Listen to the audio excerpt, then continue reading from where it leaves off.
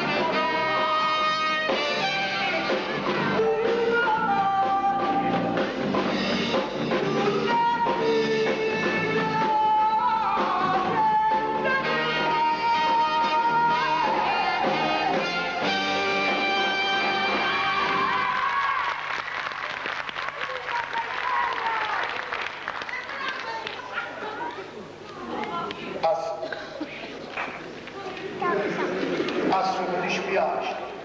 No.